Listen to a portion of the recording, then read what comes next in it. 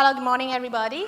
Welcome to the CRS events today. I know it's hard to get up early in the morning, especially on a Saturday, to come for some insights from market experts. So today I'm representing CMC Markets Singapore. As many of you may already know that CMC is a Forex and CFD provider, and we are one of the top 5 listed companies in the world in this CFD and Forex trading space. So, we have a booth outside, just outside the auditorium. Later on, if you have any inquiries on account opening or other things, or you want to come to my future seminars or webinars, do talk to our sales staff later on, okay? Today, our topic will be Trumponomics. All right, a lot of people are big fans of technical analysis, so do I. CMC's platform provides over 80 different types of technical analysis tools, more than what you can handle. So I spend 40% of my time learning and practicing technical analysis, but another 60% of the time I do focus on macroeconomic data and the fundamental space of the market. So last week was a very extremely busy week for me. Why? Because Singapore's earnings season, peak of the earnings season, and on the day when Noble's earnings came out, right, I received a lot of calls from Financial Times and Bloomberg Times all the way to late afternoon until I said, please don't call me about Noble. You know why? Because right now, not many houses are covering Noble anymore since last year, not many. So those journalists and reporters, right, they can find nobody. They all call me because I'm quite free. You know, when they have any questions regarding Temasek or GIC, nobody in the market dared to talk, honestly speaking. There's only one professor in the US dared to talk about Temasek. Then they can't find anybody else, so they all come to me. All right, so Noble, definitely a falling knife. You want to hold, if you have already hold the stock, it's going to hurt you very badly. Okay, the share price down 75% since April. All right, so 75% in less than 2 months. If you are still holding the share, you may not be able to get out because every day, these 2 days, every day down 30% and down another 20%. It's very hard for you to cut loss. So a lot of people are still stuck in there. Their average price is probably $2 after the share consolidation, right? 10 to 1, 10 shares to 1. Right now the share is at 66 cents. 66 cents. So a lot of people, their average price is still like $1.70 or $2 right now, is like that. Some people will still try to average down because they are not willing to cut loss. So for holding this share, it's not a good choice. But if you're looking for trading opportunities, I think in the following week, there are trading opportunities because those people who want to average down, and those brokerage house, remember they have a unit called prop trader. Prop trader, they tend to love these kind of volatile stocks. They will go in and do intraday trades. Oh, really? Okay, please. So today, before we start the Trumponomics topic, I would like to share with you this disclaimer. Whatever information that I display here, and whatever stocks or products I show as examples here are not recommendations, okay? They're solely for education and information purpose. Okay, if you want to know more about it, do come to my follow-up seminar this Tuesday, and next week I will be doing a webinar as well. Okay, so before we go to Trumponomics, let's take a picture of this. The S&P 500 performances since 2009, as well as the average wage growth in the United States since 2009, after the financial crisis. Look, okay, S&P 500, they have generated a return of over 223%. Actually, this number is over 300% if you count from the bottom of the 2008 crisis. Okay, so the market is very bullish, up more than 2 times. Whereas at the same time, the wage growth is only 18%, 18.5% during the same time. So what do you find from this chart? To me, it means that the money goes to the rich people, all right? All right, because the money eventually they will go to the pension funds, the people like Warren Buffett and big companies, big pensions, but average people, they are not enjoying this benefit after the crisis. okay? Because those poor people or below middle class, they have no money to invest at all. So this lead to a consequence that the rich people get richer, but the poor people get poorer over the last 8 years. And this is not only a standalone case in the United States, it's happening around the world, in Asia as well as Europe. So the victory of Donald Trump is not an accident, okay? There are reasons behind. Because the people, the United States people, especially the lower whites, they want some changes. They are not satisfied with the current situation when the whole society was led by the elite people and rich people getting richer. They want to make some changes. That's why Donald Trump became the president last year. And when a lot of people are holding a bearish view on Donald Trump, the market is telling you the opposite. In fact, the S&P, the US market has went up, how much? Over 14% since November 8th, the election day. And Asia market also went up quite a lot. Hang Seng Index is up 17% already this year, year to date. Okay, so let's take a review of Donald Trump's America dream. Okay, make America great again.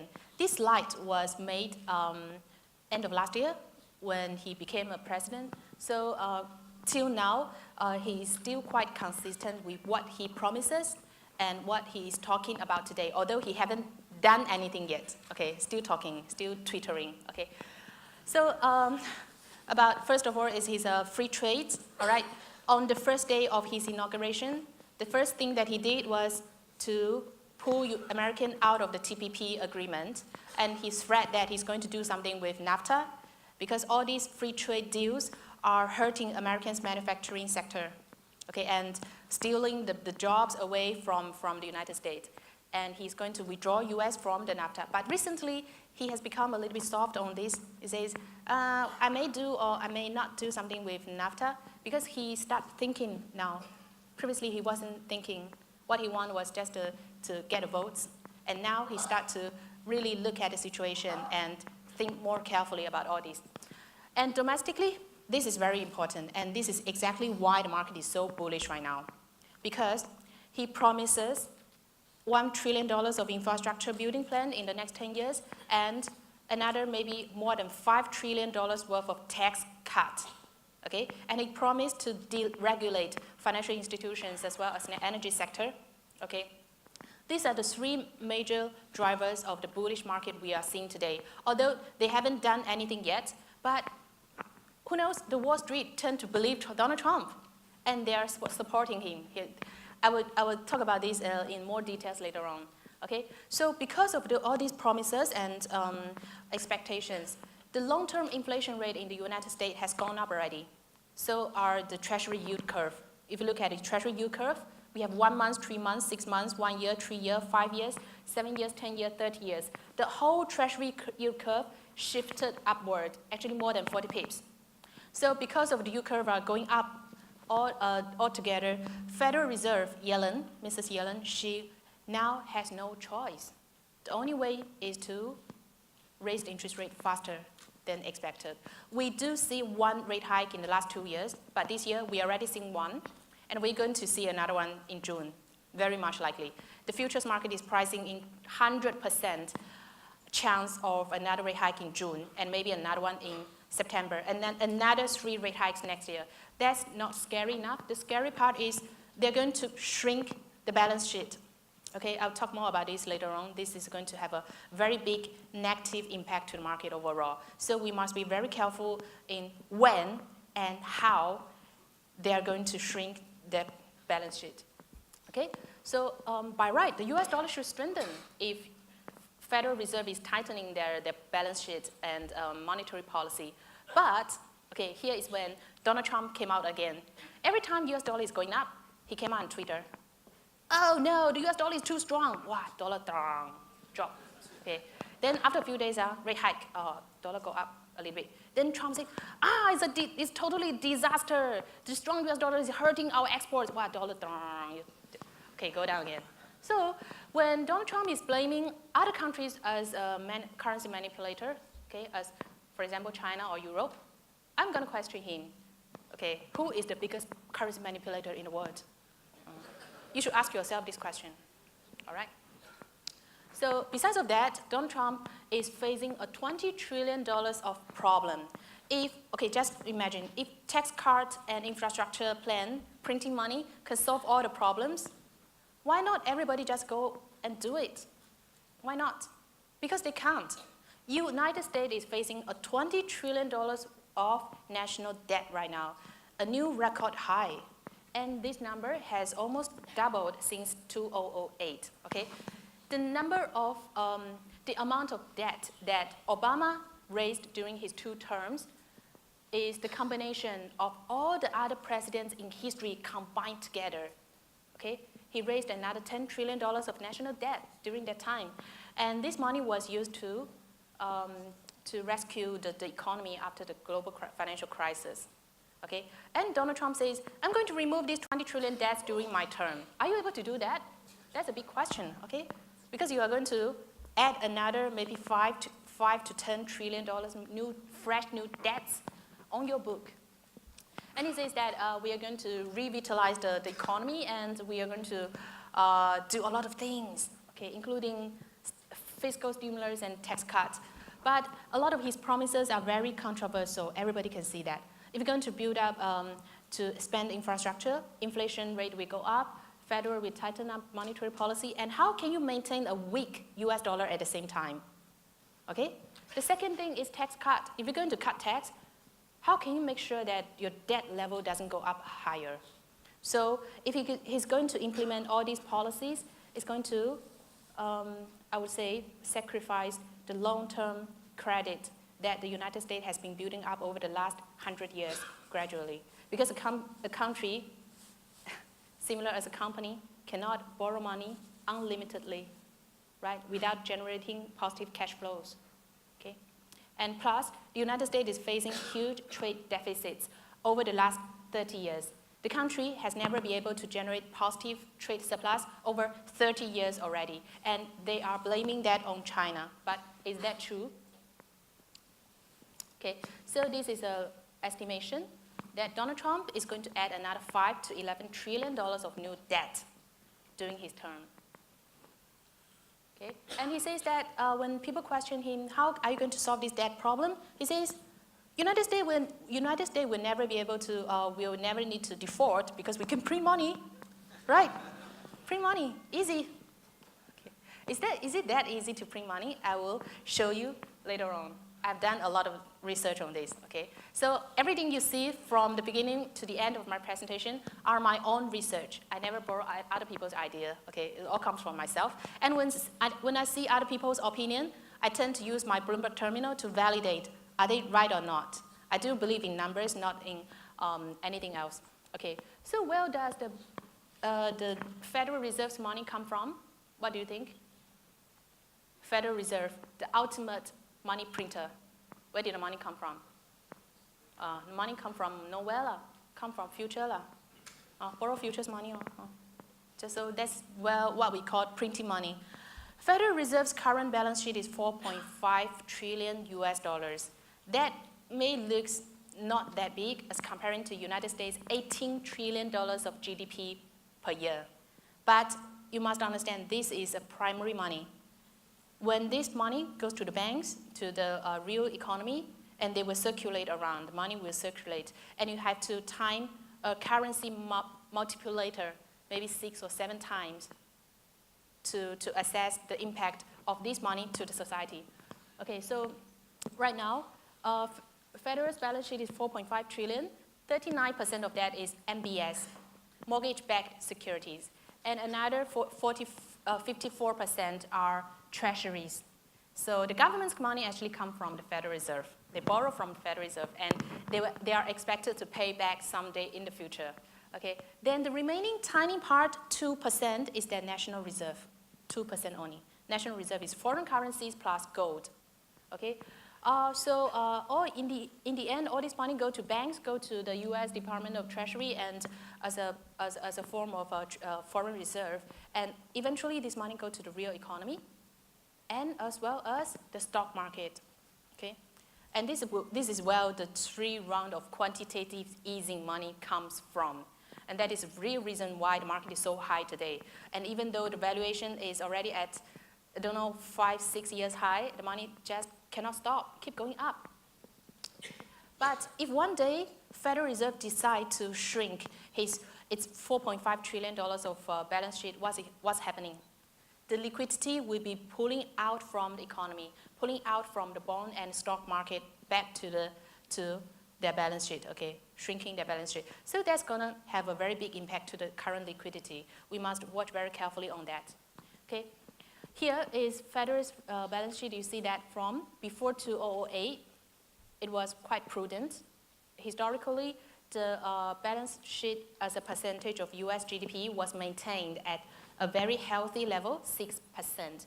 And look at, after 3 rounds of quantitative easing, a lot of money has been printed. And right now, that ratio stands at 24%, okay, 6 times bigger than pre-crisis level. So they have no choice, they have to cut it down. The problem is how much they want to cut down, okay, from 6 to 24.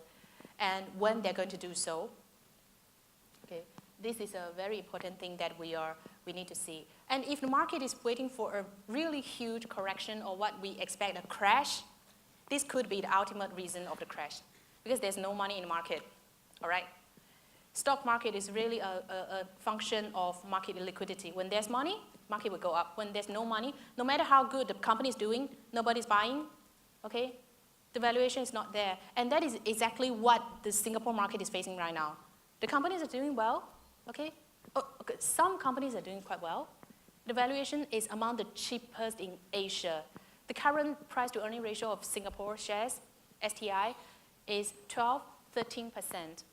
Whereas for other countries, China got 17%, Japan 22%, 17 times, Japan 22 times, S&P 500 22 times. India, even India is 21 times. Singapore is 12 times. Why is that so? Because the market is lack of liquidity. Now you have an understanding, right? Okay. So here summarize for you the impact of balance sheet shrinking.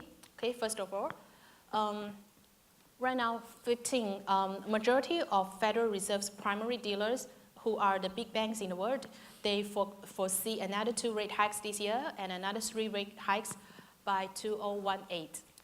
And they do expect Federal to shrink the balance sheet from current 4.5 trillion to 2.75 trillion, all right? And also, this will cause a spike in mortgage rates. Okay, mortgage rates is going up, which is bad for the property market as well as the whole economy. And finally, it will lead to higher inflation and a wider, even wider budget deficit. And is Donald Trump the first president that is planning to do this? No. Actually, a lot of US presidents, the budget deficits get wider and wider during their terms. There's only one exception over the last 50 years.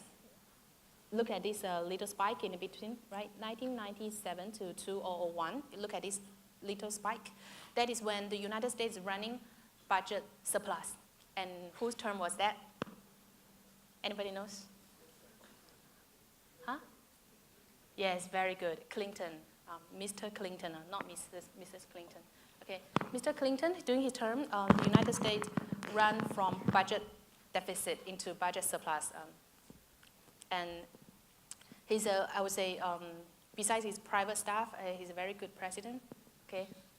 He's a very good president, but all the other presidents, they have no choice. They have to keep running this deficit running, especially during Obama's term, okay?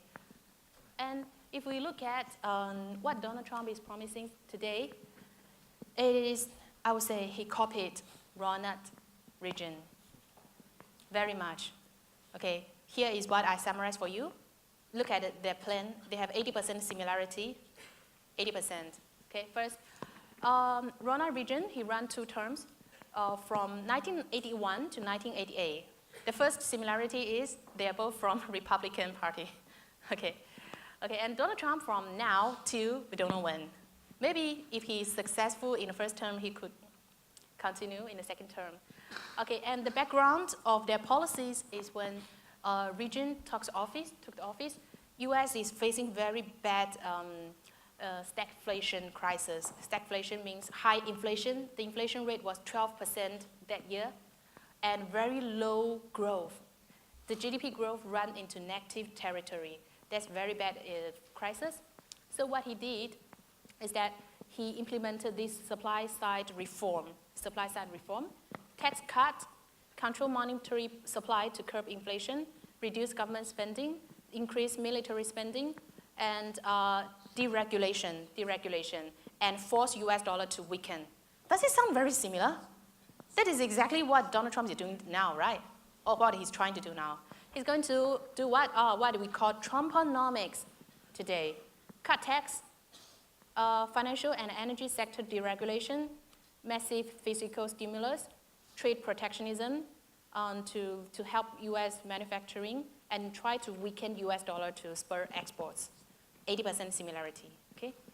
And policy effect, we don't know what Trumponomics is going to bring us, but look at what Region did. During his 8 years of term, he created 17.5 million of jobs to the US and led to the prosperity in the 1980s. And during his term, the US GDP was in a positive territory for 70 consecutive months, 70 months, all growing, ever growing during that 8 years. And Dow Jones index more than doubled. Inflation rate dropped from 12% to 4.4%, very good. And you know, when Donald Reagan left the office, his support rating was the highest level ever. He got 66% supporting rate when he left the office. That's what he did. And there's an external effect is in the year of 1985, there's a very big event to the financial market, Plaza Accord. Do you remember? And before that, what is the currency rate between US and Japanese yen? Anybody remember? Dollar yen before Plaza Accord was 250. Okay, since then, the yen starts strengthening against the US dollar until the bottom, the lowest level was 80. Okay, from 250 to 80. And since then, the Japan entered into what called recession, all right? And their stock market haven't even recovered yet since then. So that's a very important external impact. But is Donald Trump able to repeat the same story that Reagan created last time? Is he going to able to do that? We have to put a question mark on that. He could copy 80% of Reagan's policy, and he could maybe implement 50% of that. That's good already. But right now, there are much more uncertainties and much more obstacles facing him. For example, the very high, the high debt level, okay? And another very key important thing is the rise of China. Okay, during the Cold War, US was the single economy in the world that nobody can compete with it. But right now, with the rise of China, United States, we have to consider the power of China whenever they make a decision or a strategy plan, especially in the Asia-Pac region, okay? So that's another uncertainty. Okay, another similarity is that Donald Trump and Reagan, they are both actors, right? This Donald Trump, he likes to let's say, 客串, right? In the movies, if you look at Home Alone, he got maybe 30 seconds show there. It's quite interesting. Okay, now let's talk about the savings rate. Because US, they have been blaming other countries for creating their own problems. For example, shrinking of the manufacturing and losing of jobs. But is that true? I'd just like to show you this picture. This data is the savings rate, okay? Saving amount versus national income. And let's do a comparison between United States with China and Singapore. Okay, surprisingly, Singapore and China, their savings rate are extremely high, okay? Above 25%. But for United States, the savings rate right now is 3.4%. So very simple illustration, out of 100 money that you made every year, you save $3.40. Okay? For this country, you want to grow, and you want to spend, and you want to do, maintain his military power around the world. It's very difficult to sustain, right? You got no savings. How can they manage this? they have to import savings surplus from other countries. That is exactly where their trade deficits come from, because they import the goods, but they don't pay money. It becomes a deficit, right? So it's not really a single country's problem. I do believe that a bilateral solution is not able to solve a multilateral problem, because US is running trade deficits with 101 countries in the world. Okay? If I owe you money, it could be your problem or my problem. But if I owe money to all of you guys, is it your problem or my problem? Think about that. Right? So trade deficits. This is a breakdown of US trade deficits in 2016 last year. And amazingly, 46% of that come from the trade with China. And the rest come from European Union, 20%, Japan, 9%, and Mexico, 8%. The rest of countries are very tiny part. So if US is trying to fix their trade deficit problem, China is a thing that is a country that it cannot escape. Okay, I'm running a little bit out of time, so I'm gonna rush up. Okay, so right now we are seeing this Trump's rally. Where does it start from? Start from November last year, okay, till now. The market is like keep going up, unstoppable. And now it's at a record new high. I have drawn this red line, 2410 for S&P 500 index. It's a very, very strong resistance, but there's a chance that they can break it through. There's a chance it can break this level. So right now, S&P is still traveling, ranging slightly below this level, 2410. So if you're trading US indices, do watch at this level. Okay. And if we have an even bigger picture of this, Trump's is just a tiny part of the entire history. Okay. Here is the S&P 500 monthly chart over 29 years. So the rally we have seen since 08 to now, 08 to 11, was due to the 3 rounds of quantitative easing. Because you printed money, the money goes where? It goes to the stock market and property market. Okay? So this is boosted by liquidity and also the recovery of the economy. But the last part of it, look at it, the last part was because of this man called Donald Trump and his unstoppable rally. And because the Wall Street still have a fresh memory of what happened during Reagan's term, so they tend to believe that Donald Trump is going to bring the same prosperity to the economy from now. So the market has since rallied 14%. I don't think we should underestimate the probability that he could carry out all his policies. I would say that 50% chance, he still got a chance to carry out. At least the $1 trillion of infrastructure bill has been approved in Congress.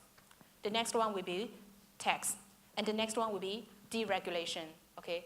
So if the deregulation plan is implemented, the US banks and financial stocks will have much more room to go up further, including Singapore banks as well. They are following, okay? But technically saying the S&P is entered into super overbought level, okay? Look at the upper range of the green line and the top red line. This is the super overbought level. During the history, there's only one time we have seen this happening. That was during 2000 years, dot-com bubble, okay? After dot-com bubble, the market crashed, all right? And we are right now at the super bought level.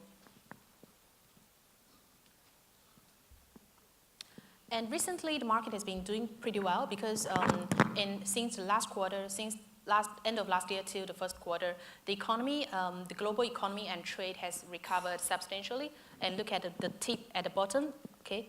This tip, this is manufacturing PMIs, and this is economic surprising index, all going up. And this is the emerging markets coincident index going up. And finally, the global trade leading index going up. So why is the electronics stocks in Singapore went up so much, like UMS and Venture in the first quarter of last year? Because the manufacturing sector is picking up, and Singapore's non-oil domestic exports soared a lot in the first quarter because of demand pickup from China and US. Okay.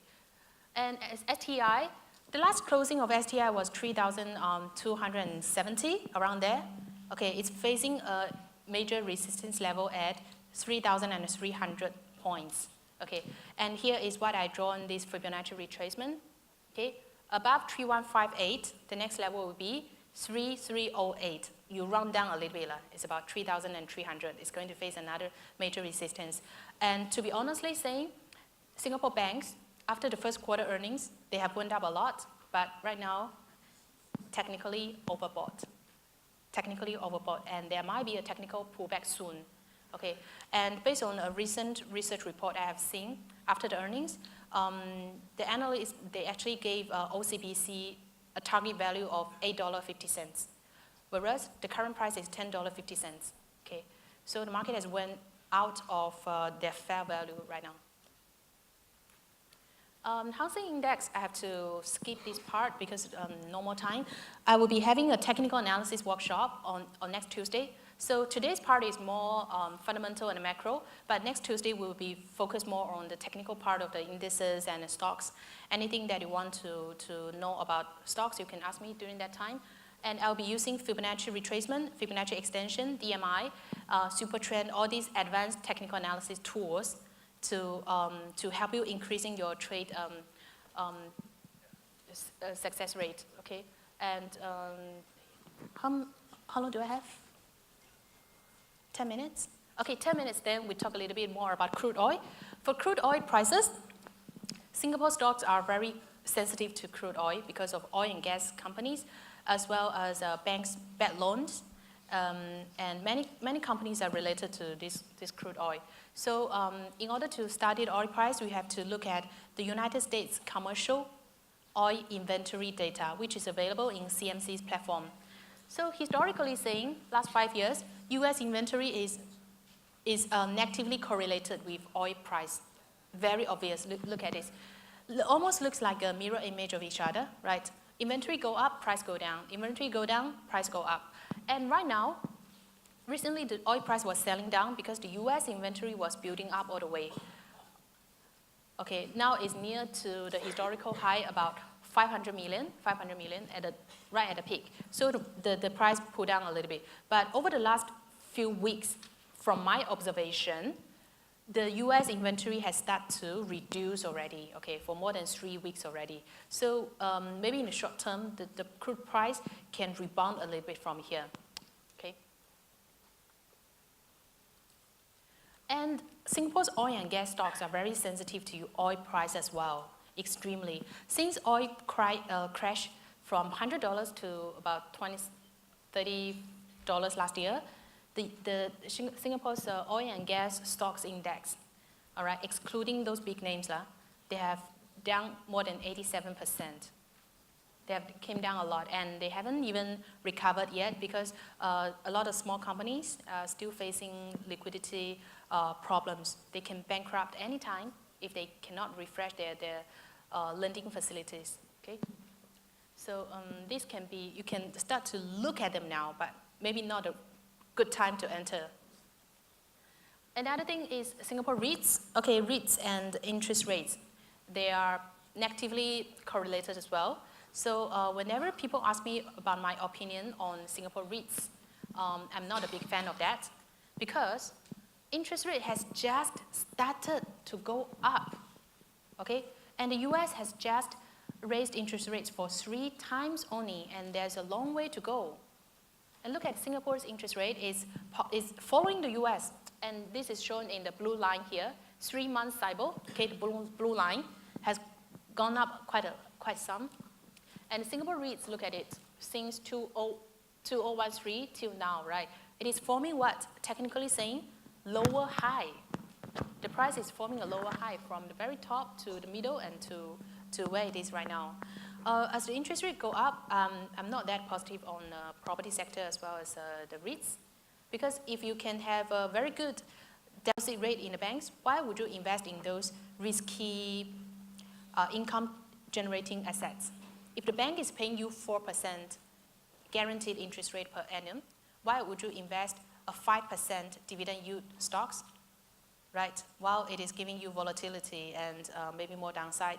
And when the interest rate is going up, the present value of the properties, right, discounted back by their future cash flows, when they discounted by a higher interest rate, now is lower. The valuation of the property's price will go down.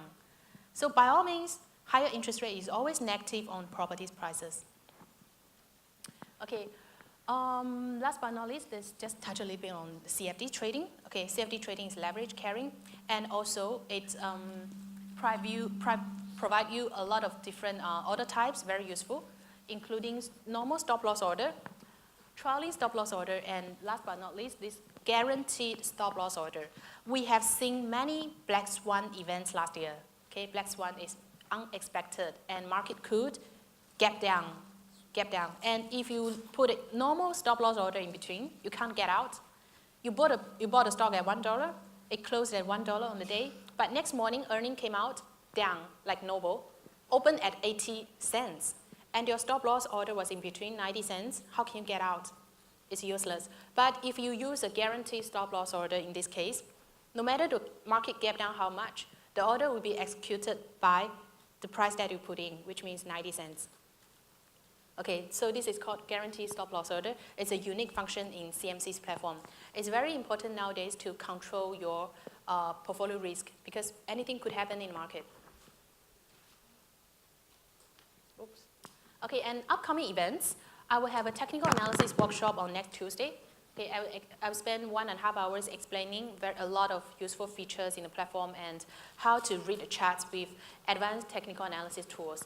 And also, on 23rd of May, we will have a seminar in our office at Raffles Place Republic Plaza. And if you're interested, you can come and join us. In order to register, just talk to our sales staff outside.